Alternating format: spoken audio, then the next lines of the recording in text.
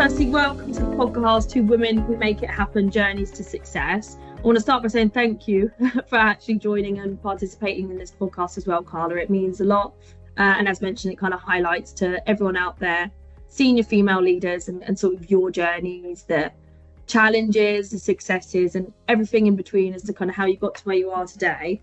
I suppose just for anyone who's watching this, it'd be good to do an introduction from both sides, just so they know who we are, sort of where we work and what we do. So I'll kick us off. So I work for Interquest. They're a global search consultancy business. I'm based here in Amsterdam, and I lead our European headquarters, which focuses particularly on risk, regulation and compliance throughout financial services. Over to you. Thank you very much, Anna. First of all, I wanted to thank you for this invite and, of course, for your time and talking to me. Who I am. My name is Carla van Sintfiet. I'm a risk management professional. I have more than 15 years experience in asset management, in banking, and lately in the fintech world. I've worked for big players in the industry, also for smaller companies. At the moment, I'm working in a global exchange that deals with contracts, financial derivatives in crypto assets. I am married. My husband is Dutch. We've been married for a long time. We have two beautiful girls. One is 7 years old. The other one is 4. We live in the south. We have a very quiet life, normal life. Happy in general. Oh, good. Well, I suppose just to kick us off, it'd be really interesting. And you mentioned and touched on it slightly there, but just around your journey, and if you can share a bit of sort of the early years of what made you want to pursue a career in your field, and were there any specific moments or people along that way that kind of inspired your journey?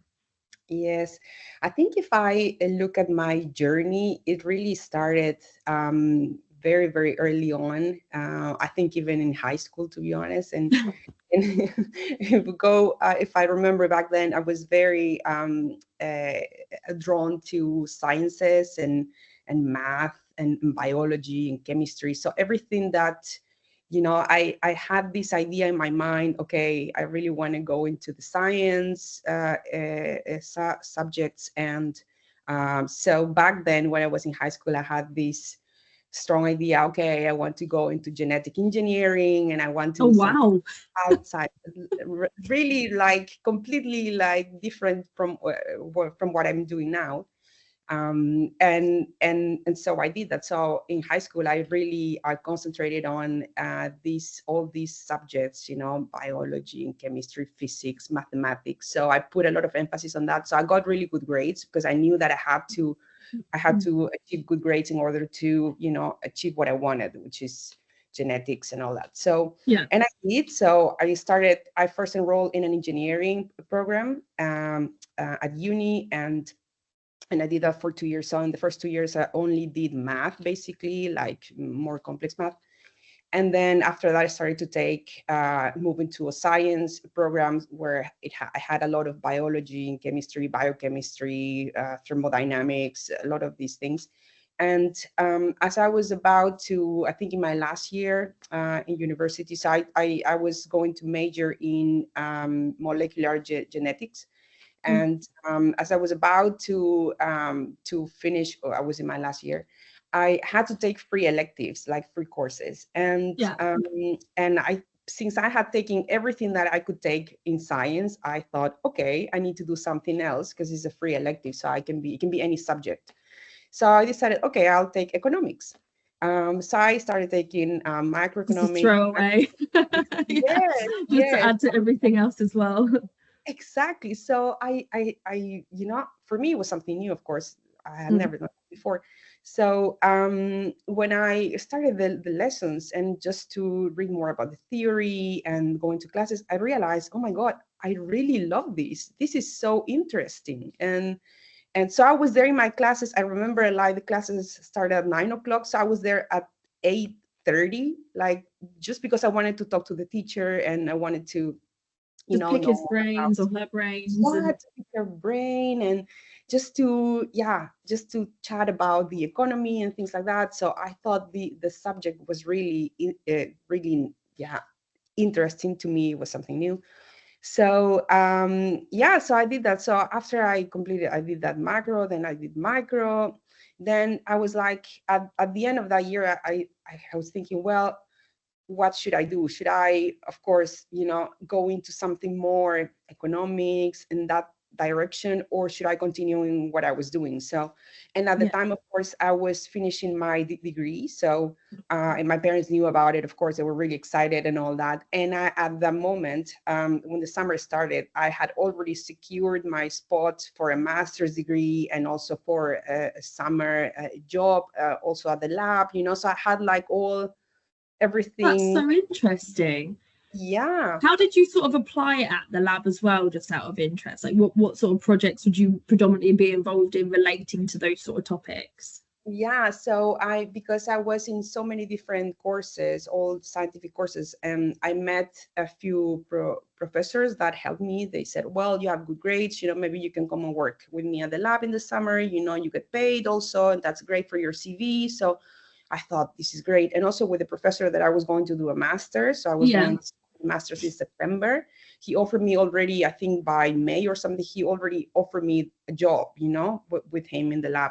So I took it. So I decided, okay, I'm gonna do this. But of course, in my mind, it was still like, the little, like voice in my head. Yeah.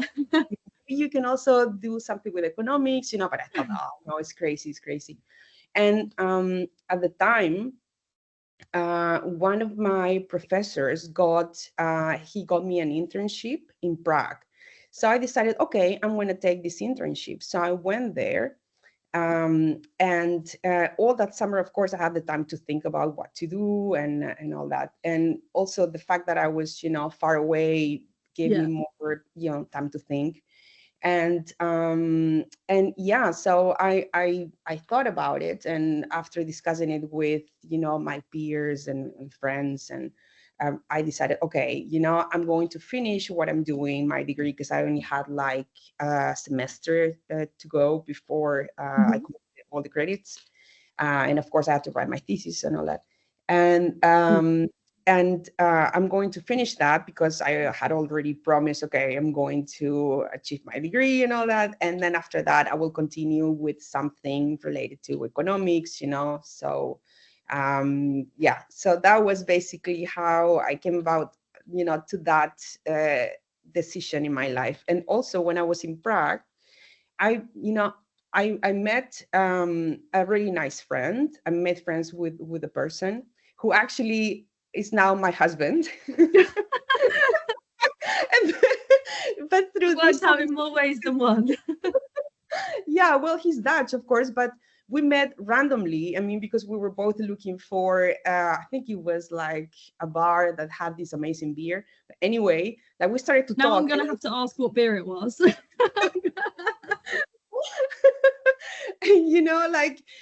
And because he was a stranger, I started to tell him, hey, because he asked me like, okay, so what are you doing here? So I told him, hey, so a bit about my story, where I was at the moment. And at that moment, of course, I was really like thinking what to do. So I told him everything, so this is what is happening. I don't know what to do, and we started talking. And he was so nice and so easy to talk to.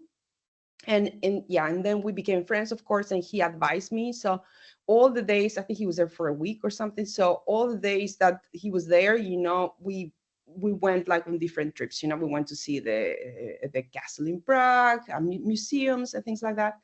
And and he was, of course, from his point of view, advising me, and so we kind of bonded over that. And of course, so the summer ended, I went back to school. I finished uni, my degree and all that. Then I applied to my second degree, and all this time, of course, I continued talking to this person who was now my husband. And so that's, and of course I had to, at that moment also, when I decided that, I had to also communicate that to my parents, because my parents didn't know that I had all these things going on in my head, and that I wanted to pursue something different. But I was very happy that I did. So I had to explain all of these, and they were supportive in the end. And I started, yeah, in the end, yeah, it was a bit of a shock because they were like, "What? You're going to change directions, and now, and why?" And all these questions. But I already knew in my heart that I wanted to do something else. Yeah, so I finished that. I started another degree. So this was a degree in economics, and I majored in finance. I finished that. I did that. I think because I had taken a lot of math before, so I could do it faster because I had credits already from the past. So I think in 3.5 years, I was done with my degree. And and so at the time that when I finished school, that was the time also in which we had like the whole financial crisis coming, the credit crunch crisis. So it was a really tricky period, to start working. It was probably a tricky period, but for someone like you who enjoys like maths and kind of research that much, it was probably quite an interesting time for you as well. Interesting time, yeah, of course, because it happened the whole debacle with Lehman Brothers, and the mortgage crisis in the US, and everything, like spreads were super high and all that. So it was like an interesting time. Like every time you would read the news, there was something big, in the news, you would be like, oh my God, what is going on? And at the time, of course, I started working. I was applying for jobs and all that. At that time, of course, companies that didn't want to hire students. But anyway, I started applying because I had experience, or a bit of experience in my CV, because I did work for the university. So I had built up a bit of experience. So that allowed me to go find something like an entry-level job. And indeed I was successful. I started working for ING, an entry-level job, in the risk management department. Also a little bit, what I wanted to do, because I wanted to be in the asset management industry. So and that was perfect for me, to start, to get my feet in the water. And so I started working, and of course, that was like a great experience, because I was there in the risk management department. I was monitoring, I think, something like close to 300 funds or something. They were like UCITS funds, and UCITS funds had a lot of restrictions and things, because they need to comply with that. UCITS is some kind of passport, like to market these funds. And there's a lot of rules in terms of the diversification. So it was so I had to basically monitor these funds and be in contact with the front office and understand what is happening in each of the strategies of these funds. So it was very busy, of course. So I did this with another colleague, I remember, and we were so busy because at the time also there was a big project going on. And and all of this at the same time, right? And so that gave me a lot of exposure. And also, of course, you meet colleagues, you meet people, and of course you increase your knowledge. At the same time also, I started working on my CFA. So it was a really like interesting years because of everything that was happening in the economy, but also what I was seeing, because I was like fresh out of uni, and then seeing everything that is happening, how it really works in real life, right? It's kind of putting like educational into commercial and actually seeing how it links, because it's one thing kind of being able to look at it theoretically, but then when you actually put it into practice, you realize just how broad a scope it has, but also the impact it has from the changes that you make. Yeah, absolutely. Yeah, so for me it was wow. It was it was great. So I learned a lot there. And then, of course, I did that for a few years, and then a colleague of mine then moved to a different role at Shell. And a few months after, he called me and said, like, "Hey, Carla, why don't you come and join us here?" So it went from there, like, then I moved there. I also worked there as an analyst in the risk management department. And then at the same time also I started a master's in international finance at UVA. So I was very, very busy. So at the same time that I was working full time, I was also studying. I was trying to complete my CFA. I was also doing these masters. Do you want to add any more into that mix? How? Yeah, honestly, I had no life back then. Like, it was only like working, studying, and if I had a bit of time, of course, on weekends, I would do something fun. But it was like so busy.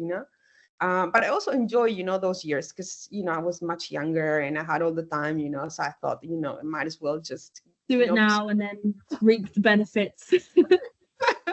Yeah, absolutely. So so it was only like working, studying, and of course, I worked at Shell for a few years. Then at the same time, a few years after, I was finishing, because it was 2 years the master's that I was doing. Then I finished the master's, then I had to write my thesis and all that, and then at the same time, so I was really busy doing that. Then at the same time, I moved onto a different job at Aegon. Aegon Asset Management was managing the assets of Aegon Insurance. So I started there as senior portfolio risk manager, and I was responsible for all these fixed income strategies, alternative fixed income. And so these were very illiquid instruments, like in these funds, like mortgages and private loans and ABSs and RMBSs, CMBSs, CLOs. And it was super nice job, to be honest, because I had the opportunity to work closely with the front office, with the teams that were managing those funds. And of course, the mortgage fund was a very successful fund of Aegon. So I was in constant communication with them. So anything that was happening basically with the funds, I was in part of the meetings, part of the, the discussions around it, because we were, the risk managers for those funds. So I did that almost, I think, for close to 5 years or so. And then through my work within Aegon Asset Management, I worked in a project together with Aegon Bank. And this is how I got to know people at Aegon Bank, and of course through my work. Then when there was a vacancy at Aegon Bank, then the head of that team asked me to come and join her and move to her team. And in the end, I ended up moving to Aegon Bank, and that was my transition from asset management to banking. And at the time when I joined Aegon Bank, it was an interesting time for Aegon because it had not been announced yet, but a few months after it was announced that Aegon Bank and Knap were merging, actually, the two. Yes. So so it was a lot of a period of changes in the bank, and for the two entities, of course, because they were merging and becoming one, and location was also changing because we were at Aegon Plain, so all the people from Aegon Bank had to move to the location of Knap. Knap was in Amsterdam West. So a lot of changes there. Also, of course, at the time, there was a lot of work that had to be done because the integrations of the systems as well behind it all, like the changeover is so chaotic for everyone that we ever speak to going through mergers. Not good. Yes, absolutely. But also, I mean, because I think at the time when I moved was around 2019, so that's the year that the merge happened. But I think in 2017 there was an on-site, so there was a number of findings, of course, that the bank was working to solve, and so a project had been started, to work on all all these items that had to be, fixed, or the bank had to make these changes to prove to, of course, to the regulator that they were in control of all the risks. So I was immediately part of all these work that had to be done, and at the same time all these changes happening in the bank. But I had a lot of fun. It was very busy because there was a lot of things to do, but at the same time also the opportunity to learn, because some people of course left because of the location, and some people didn't really want to travel. So there was opportunity also in the bank. So and of course, working in all these things, meant, okay, you had to do a lot more than just what your job description said. So I had to branch out and do other things also within the team, which was great, actually. And so that gave me a lot of also exposure to everything that was happening, in banking. And I had when I did the project at Aegon Asset Management, I had to have some knowledge of, ICAP and ILAP and those things, because that was what the project was about, like bringing all these metrics, into the risk management system that we had built in-house. But of course, moving here, to the bank, I was directly exposed to all these things and all the discussions in the ALCO. And so it was like super, super interesting. I really enjoyed my time there. And then, of course, a few years after, then I moved to a Japanese bank. And this was a wholesale bank. So it had it was basically a bank that serviced Japanese clients that wanted to invest in Europe, or European clients that wanted to invest in Japan. So it was more niche. So it operated in a more niche environment. And of course, there I was head of risk. So I was responsible for financial risk, non-financial risk, and everything related to data protection, information security. So for me, the attractiveness of this role was to be able to, do way more than what I was doing at because at Kenap, I only focus on financial risk, and I was there responsible for liquidity and FX risk, market risk. And this was way more than that. And thanks to my experience at Aegon, both at Aegon Asset Management and at Aegon Bank, I had the opportunity to work a lot with operational risk as well. With the ORM team. So I was, very familiar with what they did. So that helped me in my next role at Mizuho Bank. And so over there, I was responsible for, everything. So everything that happened, for to prepare the ICAP, the ILAB, the STREP, so which was a huge effort. And like I said, information security and data protection. So that gave me a lot of experience. I learned a lot along the way. And actually that, with all this knowledge, then I moved on to my next role, which is the role that I'm having at the moment, which is head of enterprise risk management. And my role in my current role, I had to basically build the whole risk management framework, having learned and having come from mature companies where everything was that the whole framework was there, and having had all that experience in the past years allowed me to come in now and set up the framework, from the scratch. So so super nice journey. I mean, my journey is an intense one as well. I think two key points for me to take out of that is the sheer amount of education that you went through, the ability to be able to change direction with a really clear thought process as to why you wanted to change it. But then going from asset management to banking to fintech to more kind of structured organizations to a trading organization as well, or an exchange. It's a lot of kind of to and froing, and then you're almost every single role you're taking on more and taking it back a little bit. So you're building a lot more rather than actually just kind of overseeing, like you said at the beginning, it's kind of more BAU and it goes more into project and actually scalability towards the end of it. And all of that to put into one, I must say, you're very brave or crazy. I'm not sure. Maybe a bit of both. Yeah, well, that's a perfect combination. But clearly, you've managed to balance a personal life with a professional and fairly a very demanding and dynamic career. That is a struggle for some people as they go for it, particularly with, I think you said earlier, 7-year-old and 4-year-old. Is that right? Yes. Yeah. So do you have any advice for people who are kind of trying to juggle both at the moment? Because you've still been able to progress your career and have a really nice, calm personal life and in a really nice place on the edge of Amsterdam.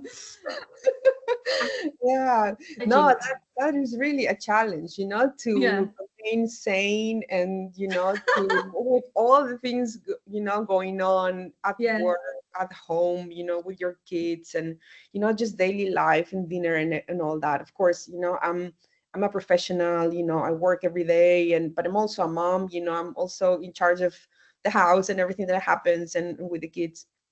And I think time management is really important. So for me, every minute that I'm spending it, I try, to basically the first things that I do, all the important things, that I need to do. So I always think in terms of the week, what is happening so I have my calendar up to date. So everything that happens in the week, I put it there, if I need to prepare something or whatever. So I keep on checking that. And I always focus on the important things, what are the must things that I have to do, it's like having, I think I read this once, like, that in life you have like, you need to juggle all these balls in the air, right? And some balls, the secret is to know, like, some balls are made out of glass.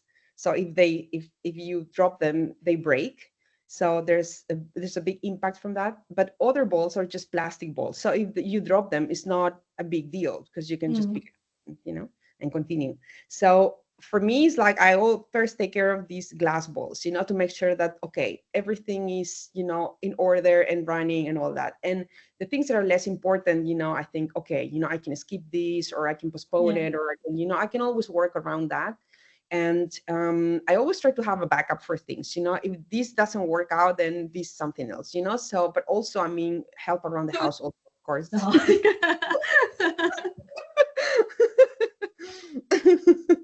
So, like nannies and those kind of things, in the past, I used to have au pairs, and that helped me a lot, especially when I was like super busy. My girls were younger and need more attention. Right now, we're doing fine, I think, with just like having a nanny and all that. But also my husband is also like very hands-on as a parent and as a husband, cooks a lot also. So he does quite a lot also in the house. So I think it's a balance of the two, realizing you are a team and you need to help each other to make things happen, so and when we have like difficult weeks, sometimes like he also has a lot of meetings, a lot of things going on, or sometimes business trips and things like that. And the same for me. So we just cover like each other, like, okay, so I cannot do it this week, but can you cover for me? Yeah. So we always like, work as a team, to make it happen. And like I said, like we just focus on the glass balls, some of the plastic balls. Okay, well, okay. We'll let them ones go. Okay. Pick them up at a later date. Yes, absolutely. Important is just seeing, and you're a prime example of that, you can actually do both in conjunction with one another without letting all the glass balls drop. But I think people just, it comes down to a sense of people panic about dropping a plastic ball sometimes. And so then it's kind of just changing your own mindset in terms of what that actually means for the bigger picture. And I think that's where it starts changing as people go through that process as to how that actually needs to be done, because so many people, and I don't think it's talked about enough, struggle with this particular kind of space in their life and managing both. But it is almost acting as, like you say, a team. You have a team internally. When there's a problem, you fix it together. And that's how it should be on your kind of external life if you have that sort of support around you. Yeah, no, it's absolutely. I think in the past, when I used to be the same, like I wanted to have all the balls in the air. And sometimes that would, that would kill me also, because, sometimes my husband would say, yeah, but, like sometimes you want to achieve like all the things maybe that were, planned for this week or something. But, nobody does this, like. No, because if you manage that, Absolutely. Yeah, absolutely. So he said, like, don't worry about it, honey. Just, just chill, don't worry. And I started to see also, like, like highly effective people also, like they don't, they focus on the important things, and some things that you think, okay, this is not so important, or if I don't do this, there's no a huge, so not yeah. impact, if I postpone this, or, and that also allows you to manage things better and stay calm.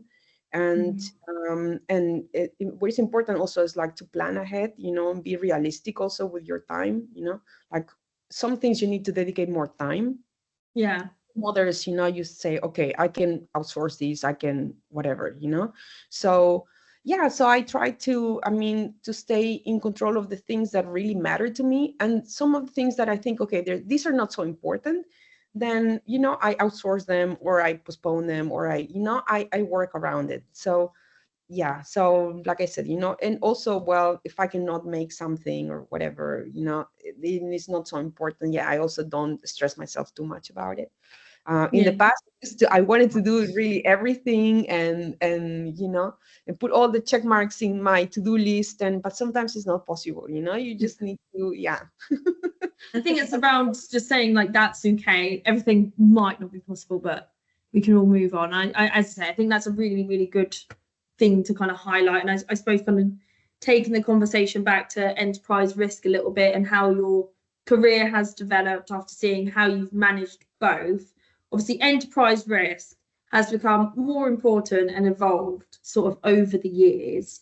So, how do you see, or kind of how do you view, or how do you feel the role of risk management will change in the future via technology enhancements, or just more of a focus on operational effectiveness, even with Dora coming in from the operational efficiency side, how that would sort of then impact enterprise and sort of change the landscape as it moves forwards? Yeah, I think the role of risk management has changed quite a lot, in the last 10 years, 15 years. I think, especially now, in the last couple of years, I think the technological advances, so machine learning, AI, Yes, they're is huge. a lot. Yes, the industry and new technology, is, it's changing risk management, and also regulation as well. So regulation is always constantly changing. With this new technology, is, is they're playing catch up a bit, because now, of course, they need to come up with regulation to regulate all these, like blockchain, all these, digital assets, and all that. So, and this is something new, of course, so nobody's really has a lot of experience with this. Mm. I think also, security, for example, is also another aspect of, very important to risk management as well, because right now, with all these digital technology, we're more exposed to uh, criminal activity, and this is all, of course, from these scams and all these, Mm. phishing attempts, and things like that, which is something that people are exposed to daily. And also, we have other, the constant, risks and challenges of, geopolitics, and, the economic environment, climate change. So there's several things that are changing, the way we do risk management nowadays. I think we're at a very interesting time in history, because all of these, now Bitcoin and digital assets in general, are becoming more mainstream. since we have, of course, like just touching on that as well with crypto and digital assets, when did we ever think we'd be able to sit there and call it mainstream? If we look at it kind of 10 years ago, I don't think that was ever going to be in the context of ever being mainstream. Absolutely, yeah. Nobody thought of that. I mean, when this whole thing started, of course, this was, long time ago, I think 2008 or so. It was something new, so only like a few people knew about it, and perhaps, so the people that started with these digital assets, or like investing in it, I think they perhaps didn't, they thought, okay, they really believed in it, of course, but nobody, I think, at that point thought that this would become like a mainstream thing, that now, of course, you have like investment vehicles, ETFs, that invest in the digital assets. And I think there's no way to stop it. I mean, it's just going to grow, right? Yes. So, there was the winter where you saw what we would say the cowboys get kind of pushed out of the market, which saw the more stable ones with really good infrastructure, and even comes down to cybersecurity and the sort of setup stay. So I think they've had that sort of shake off now, where it's just the main players left. Yeah, exactly. And now more and more you're seeing like traditional finance sort of blending with, like the crypto world, right? Like DeFi. So yeah, it's a very interesting time. And of course, I mean, the way we are doing risk management, of course, that has an impact on us, on the whole industry. So like I said, like, people are not so familiar with, cybercrime. They're not too familiar with wallet management. It's something new to the retail investor. The institutional investor, I think they're big players, so they have the means to,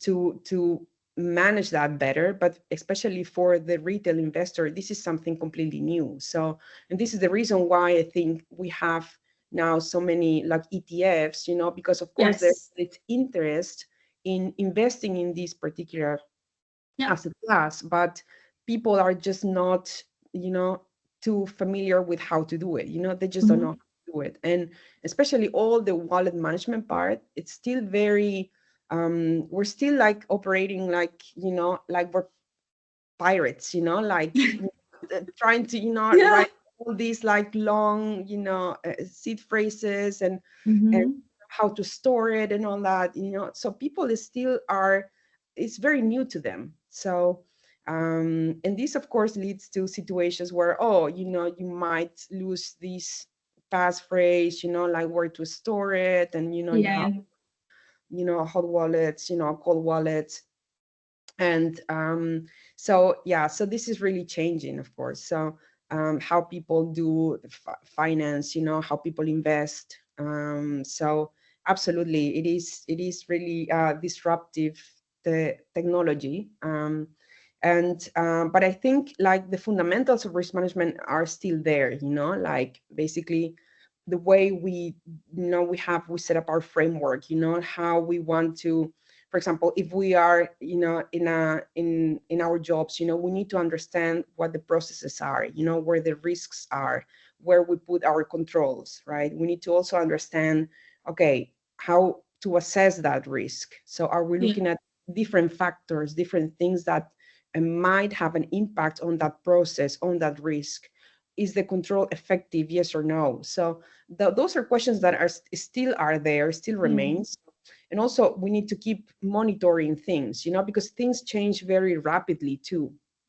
So it's different, from the traditional finance world, where things were slower perhaps, but now we need to basically stay, like always, know what is happening, in the news. I think that's where people sort of really undervalue kind of operational enterprise risk, is people don't realize it's looking at the risk of the entire enterprise. And if you kind of reread that back, that's the IT controls, it's a finance area, it's the legal setup, it's the compliance processes. And if we look at it from different risk facets, you have liquidity risk, and that's kind of directed into one particular risk, but still ties into enterprise risks as a whole. So it's taken on board the sort of whole end-to-end processes from each and every different team across the enterprise, which I think is where people kind of miss the gap between the depth of the role, I think you could say. Yeah, so I mean, enterprise risk management is actually some kind of overarching framework, Yeah. Both financial and non-financial risks, because you have so many risks in a company. It's impossible to be able to manage everything if you don't have the cooperation also of the people, the first line. And also you need tooling for that as well, because there's so many things to look at. But what is important is to, have basically a framework of how you look at things, like how you assess your risks, how you assess your controls, how you also test your controls. And that is, of course, going to be different depending on the type of risk and the type of control that you have. So, so it's very important to understand that, for people, of course, in senior management, to have that understanding, to have that also support, for the function. Because and nowadays regulators, will want, especially now because it's something new, right? They want to companies to understand their risks, and the only one to understand it is to know the processes that you have in your company and where those risks are and where those controls are. Only you can know, you can assess things better, and you can also have an idea of, okay, what is the risk that you're running, and and what things you can do to mitigate that risk.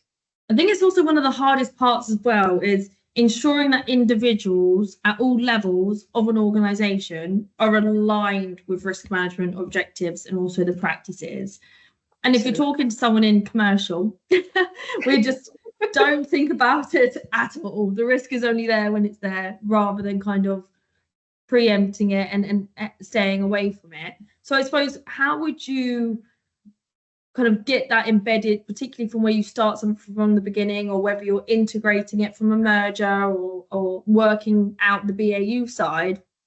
How or where would the struggles be to ensure that all individuals across all of the levels in the organization are actually on board with the risk management? Yeah, I think that's a very good question, and it's a tricky one as well, because if you come from a mature industry and big companies and all that, people more or less, because they have the experience, they know the function of risk management, what we do, and so they tend to cooperate quite a lot. In new companies like startups, or companies that are scaling up, where risk management is not something that people are familiar with, there's like a period, of course, where they're trying to understand what is it that you guys do, what is risk management, and so sometimes, of course, the fact that we're there, it means for them, perhaps they need to do something, they need to document things, they need to maybe manage their own risks, they need to also put controls, they need to do things, and of course nobody likes to do these kind of things, because for them it's like, okay, if this is work that we need to do, nobody likes that.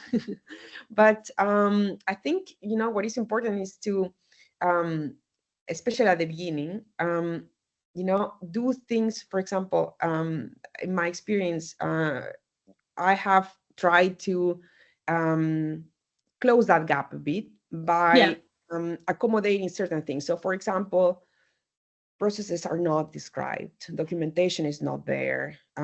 So all these things are things that at the beginning, I think, and especially in smaller companies, we need to just do a bit more than just what is described in our role. So, so risk management also needs to sort of help a bit the business, in achieving that. So I'm not saying, of course, that their responsibility has to be with risk management. Of course not. I mean, it is always, of course, with the first line. But I think risk management as second line needs to facilitate that. So and to be able to close that gap, right, from the business, and also to create that risk awareness in the business, and to foster basically a culture of cooperation. So I think that's really important at the beginning, and it means of course more work for people in risk, but I also think that that's beneficial because that allows you to um, get to know the business a bit better, like get deeper into what the departments do, how they do it, all the steps, in your processes. And that teaches you something, you learn something from it, so you better assess also your risks, you understand them better. Also, people that are there, if things are not documented, they also don't know the whole process, from A to Z, right? So for them, it's also like a learning curve as well. So yeah, absolutely. So I think it's a matter of balancing the two, having that facilitating things, trying to reach out to people and having constant communication with them, right? People in the first line, and and of course also very important the support of senior management in this, very important, because it's always top, it's always like that. So it's got to be driven from the top, otherwise people just don't get on board. And I think having it driven from the top, they need to have the knowledge and understanding of what it actually means, and that can be quite difficult when you've got tech, product, commercial, and everyone in the same room all talk in different languages. So absolutely, yeah, that's difficult sometimes for people to grasp that everybody that has from a different department, they will have their own ideas and what works for them and whatnot. But in the end, I mean, we just need to think, okay, we're one company, we all need to help each other, and we just need to get things done, right? Yeah, no, definitely. And I suppose, having heard about all your career kind of today and all the different areas that you've done, both from an academic and also from a kind of internal perspective commercially, reflecting over your career, what achievements would you say you were most proud of, and what lessons have you learned along the way through any challenges that have arisen or anything along those lines?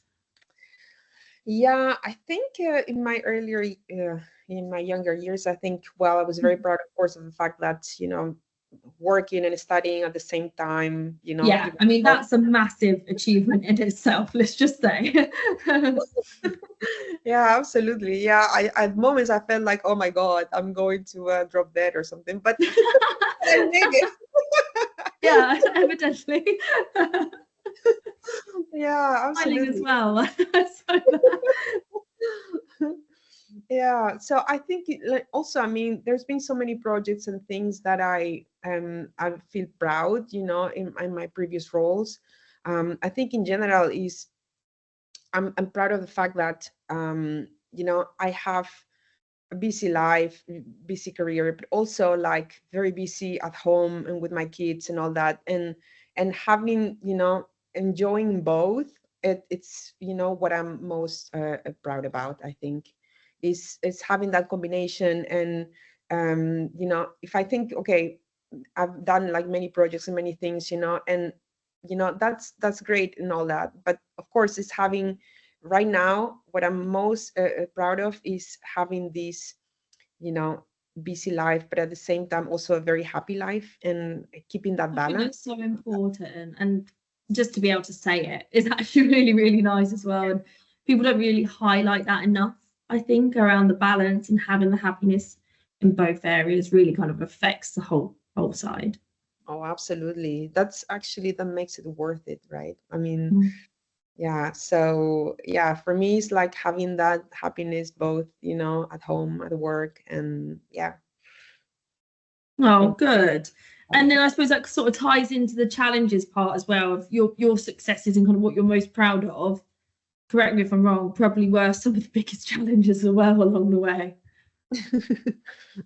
Yes, absolutely. Also, I mean, that makes you look at things in a different way, right? What is important to you, and all of that. But yeah, I think I always try to put things in, look at things from a distance, because of course everything in life is just a moment, right? So you're here, you're doing something, you're achieving something, you finish it, then you move on, then you go to something else. And it's always like that. It always seems like, there's no time for anything. Sometimes I'm thinking like I'm constantly rushing, going from here to there, and even my kids sometimes say, Mommy, you're always so busy. I say, yes, there's no time, like sometimes I think like, oh my God, I wish I could just like pause for a moment, just have a breather. Yeah. Breather and just say like, oh my God, I'm just enjoying, like just sitting here, thinking and so I rarely have moments like that, but when I do, my God, I enjoy that so much. Yeah. No, I think we learn to take them as gospel almost, whereas some people kind of take them as the niceties to have. It's actually being able to take a minute and just say, okay, breathe, look what everything's going on. It's fine. I can take just a minute to push it forwards. And I think that ties in quite nicely and sort of looking to wind this down. If you was to offer any advice to young professionals kind of aspiring to move forward into leadership roles and into the fintech space and into enterprise risk, what advice would you give them based on what you've learned throughout your career? Yeah, I would say my best advice would be like, don't be afraid to, step into new things. Don't be afraid of questions. Don't be afraid to, jump into something that you've never done before, or, like, I think I am where I am because I was never afraid to, try on new things, so, and also in the some of the companies that I was in, sometimes, changes happen, and that meant, okay, I had to do way more than just what my job entailed, maybe I was only supposed to do this, but I branch out, so if my boss would say, okay, there's this, who wants to do it, okay, I'll do it, so I was not afraid to try. Put your hand up almost and just say, I'll take it on. Yeah, exactly. So I was very bold in that sense, so I was not afraid to try new things. And I always thought, okay, if I don't know something, I can at least, I think I'm smart enough to figure things out, to read about it, to talk to people, I'll make it happen. I always thought that about myself, like, okay, even if, if I don't have the complete picture or all the information that I need, I will just, learn about it. I will make it happen. And, so I was not afraid to do that. So I think that would be my advice to people that want to get into risk management or into fintech, or, to never stop learning, never stop asking questions. Just, just don't be afraid, that, because that's the worst thing. I think if you're afraid and you don't do things and then you regret not doing those things. So just might as well just do it, see what happens. And I always just think no question is a stupid question. At least you're finding out something new. So I always emphasize ask as many questions as is needed till you're blue in the face. And that even comes for senior people such like yourself. You probably still learn or find out new ways of doing things. There's not really a level that you get to where questions are unnecessary or unwanted, that it doesn't help drive performance. And I think that's a really key aspect to kind of embed from the very beginning, of always ask questions continuously and always kind of keep continuous learning kind of upward scale as you look to go through your career, because you can never know everything, and if you do, you're a genius. Yeah, it's true, huh? Like, you never stop learning, and even like, in the C-suite, I mean, they're still learning also, you don't have all the information. So I mean, never a stupid question, you just need to ask, and there's nothing wrong with a question, right? So, and nothing wrong with trying something new, right? I mean, you always end up learning something. So that would be my advice. Well, look, it was honestly great to have you on this, and particularly from all of the educational developments that you've done, all the career assets that you've gone through, from a fund perspective to banking to more of a fintech, and kind of what you've been able to achieve in your career, but also from a personal perspective, what you've been able to achieve, I think is actually really, really admiring and really key to highlight. So thank you so much for joining the podcast. Thank you so much, Anna. It was a pleasure talking to you. Thank you. And yes.